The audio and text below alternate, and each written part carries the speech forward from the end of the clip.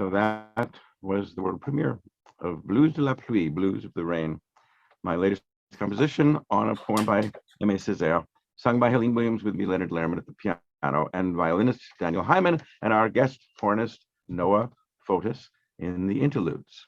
Helene, you wanted to say something? Put on your video and unmute yourself. That's right, I wasn't following my script.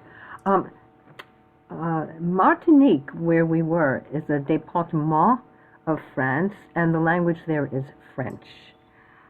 Hearing French spoken everywhere added to the natural beauty of the place, which was just incredible. This island, every you drive around and you're up a mountain, then you're down a mountain, then there's a beach and there's another beach, and food stands all over the place. It was just incredible.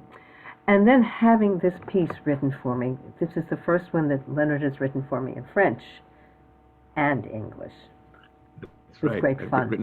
I love this song. In German and in Russian and in Ladino and in Yiddish and in Hebrew and in Romanian.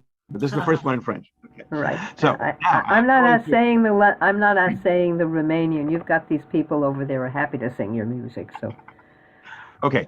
So now I'm going to introduce Noah Fotis to all of you and invite him to say hello. Hello.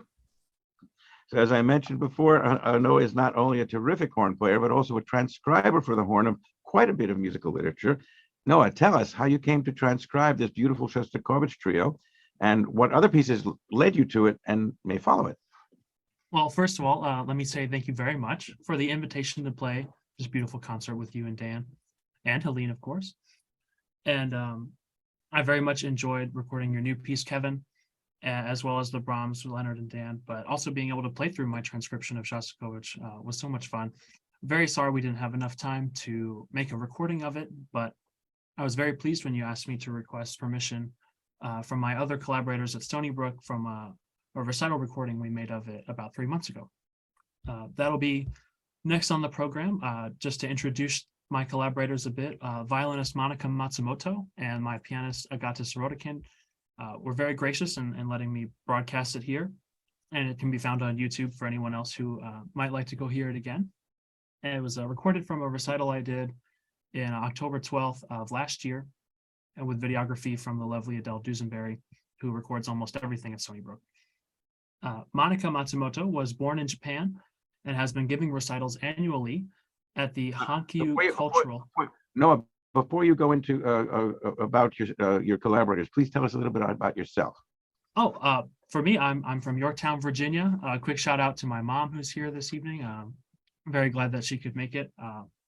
I did my undergraduate studies there in the capital city of Richmond at Virginia Commonwealth University, where I had the pleasure of meeting another young horn player named Kevin Newton, who actually put me in touch with you, Leonard, and gave me the opportunity to collaborate.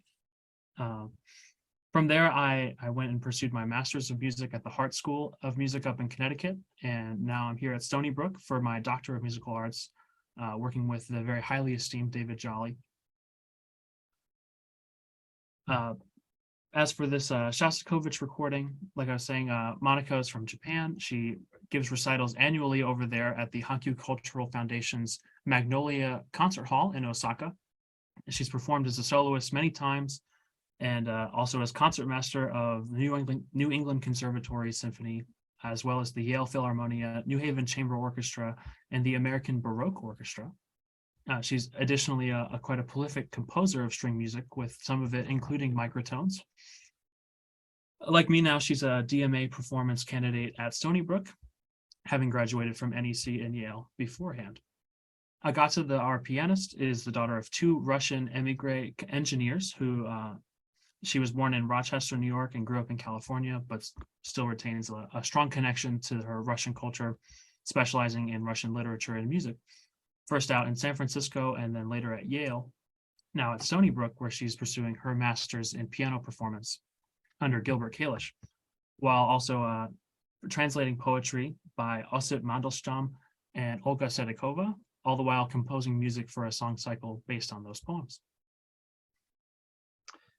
She sounds like somebody I really like to meet, having done that since 1970 for 8 Russian poems that we recorded with St. Petersburg Symphony in July 2016.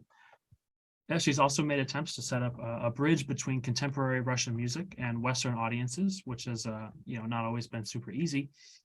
She's presented works by several living Russian composers, premiering piano works by Ivan Sokolov, and performing Sofia Gubaidulina's music on NPR's radio program From the Top.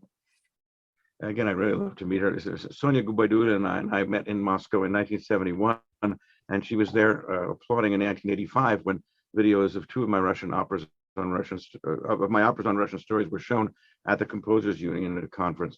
That kind of bridge is exactly what Helene and I strove for in our 3 Moscow concerts on the theme of Russian-American friendship in November 2016. And they're all on YouTube, by the way. As for what led me to the Shostakovich in particular, I owe all the inspiration to a French descendant French horn player named Félix Dervaux. About 10 years ago, he performed the same piece, but only released about a 60-second clip of the last movement to kind of tantalize the horn playing world.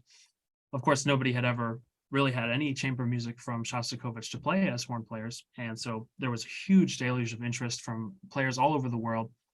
However, largely due to copyright, Felix could only direct them to the score, which is for cello, violin, and piano, and implore them to just transcribe it themselves, because 10 years ago, even now, it still can be kind of challenging to get those copyright through all that red tape to get your new takes on old works played.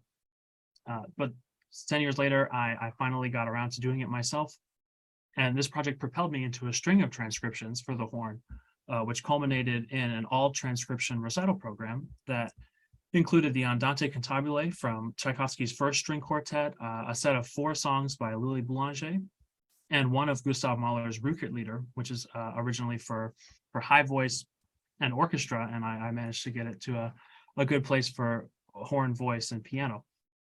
The Shostakovich we're about to hear has 4 movements. They're marked Andante, Allegro non troppo, Largo, and Allegretto. The last movement elides with the third, so there's no break between them, but the final movement includes a very vivid Jewish dance theme, which the composer was known to bring back many, many times, perhaps most prominently in the autobiographical 8th String Quartet, but it shows up all over the place. We particularly love that theme, and Dan and I performed and recorded those last 2 movements with our partner for a number of years in the Dakuli trio, cellist Kurt Benke, whom we remember fondly, passed away from COVID in April of 2020.